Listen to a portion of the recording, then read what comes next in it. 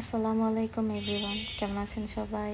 আশা করি ভালো আছেন। আমিও আলহামদুলিল্লাহ ভালো আছি।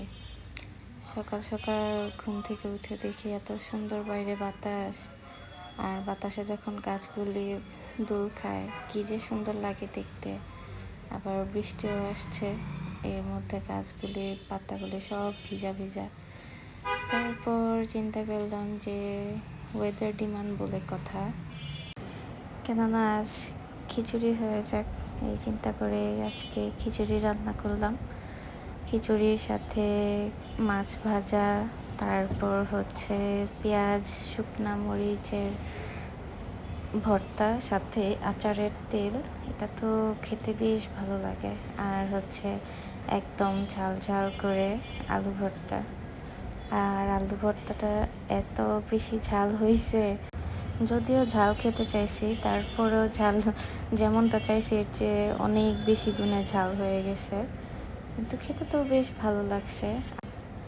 আর পেঁয়াজের ভর্তাটার সাথে যদি একটু আচারের তেল দেওয়া যায় তাহলে তো সোনায় সোহাগা। আপনারা এই পেঁয়াজের ভর্তাটার সাথে একটু আচারের তেল দিয়ে দেখবেন, খেতে কিন্তু বেশ মজা লাগে। এই তারপরে হচ্ছে খিচুড়ির সাথে যদি ডিম ভাজা না হয় আমার তো চলেই না। ডিম ভাজা তো আমার লাগবেই, এই তো